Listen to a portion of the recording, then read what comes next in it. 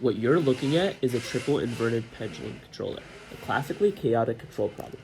Prior research on these systems, whether traditional controllers or reinforcement learning, all share the same assumption: fixed physical parameters. You train on one system, fixed rod length, fixed masses, and the model memorizes that configuration.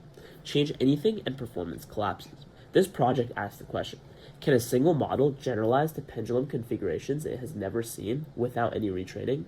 And inspired by NerveNet, which used graph encodings to transfer control across different locomotion bodies, we apply that same idea here and also rigorously measure how far outside its training distribution a single model can remain effective. The environment is a variable inverted pendulum in MuJoCo. Each episode, we randomly sample each rod's length and mass. The agent applies horizontal force to the cart to keep the pendulum upright. The model trains across this entire distribution. It never sees the same physical configuration twice. Standard neural networks that don't use graph structure fail at this task. The replicated MLP baseline doesn't win a single episode when trained on changing systems. A reward of 1,000 plus represents a full episode win.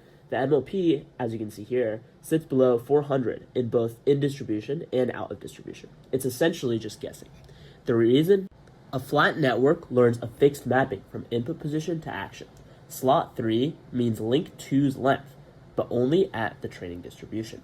Variable configurations break that mapping directly. Instead of a flat vector, we represent the pendulum as a graph. Each physical body is a node carrying its kinematic state. Each rod is an edge labeled with its length and mass. A graph neural network reads this using message passing. Nodes exchange information along the edges and update their own representation. The architecture is identical regardless of how many links are present. The graph structure encodes the topology, so the model learns the physics, not a specific input layout. We evaluated 6 models, 4 GNN variants, and 2 MLP baselines on rod masses from 0.25 to 4 kilograms. Training range was 0.5 to 2 kilograms. The MLP fails within its own training distribution, let alone outside it. The best GNN model maintains near training level performance at 2x the maximum training mass. The 2D heat map, sweeping both length and mass, tells the same story. GNN reward is stable across the evaluated region. MLP is near guessing everywhere. The question was whether encoding a physical system as a graph, rather than a flat vector, is enough for a single RL policy to generalize zero-shot to configurations it was never trained on. The answer is yes. Attention message passing preserves the identity of each physical component and routes information along real physical connections. The MLP has no such structure and collapses the moment the distribution shifts.